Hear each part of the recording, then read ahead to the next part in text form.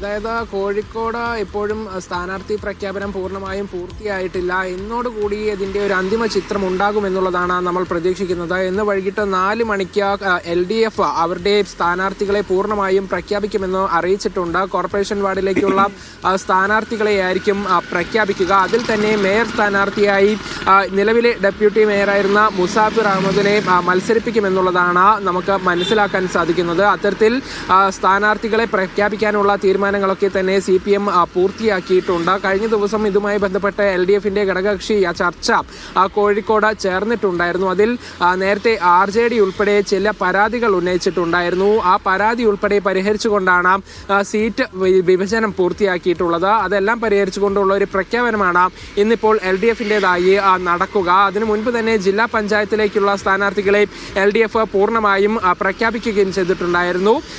UDFും അവരുടെ മുഴുവൻ സ്ഥാനാർത്ഥികളെയും ഇന്ന് തന്നെ പ്രഖ്യാപിക്കുമെന്നുള്ളതാണ് അറിയിച്ചിരിക്കുന്നത്. 2 ഘട്ടമായി കോൺഗ്രസ് അവരുടെ സ്ഥാനാർത്ഥികളെ പ്രഖ്യാപിച്ചിട്ടുണ്ടായിരുന്നു. ഇനിയുള്ള കുറച്ച് സ്ഥാനാർത്ഥികളെ കൂടി കോൺഗ്രസ് പ്രഖ്യാപിക്കാനിരിക്കുകയാണ്.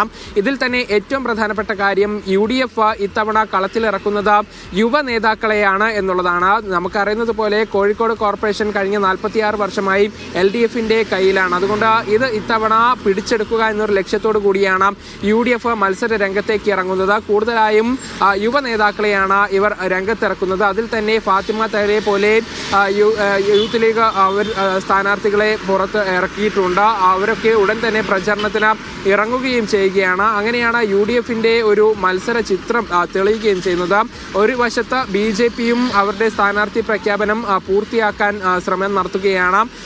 ചർച്ചകൾ അവിടെയും പുരോഗമിച്ചു കൊണ്ടിരിക്കുകയാണ്. ഏതായാലും ഇന്ന് തന്നെ കോഴിക്കോടിന്റെ ഒരു അന്തിമ ചിത്രം ഉണ്ടാകും എന്നുള്ളതാണ് അറിയുന്നത്. അതിന് തൊട്ടു പിന്നാലെ തന്നെ നാമനിർദ്ദേശ പത്രികാ സമർപ്പണവും അടുത്ത ദിവസങ്ങളിലായി പൂർത്തിയാകും.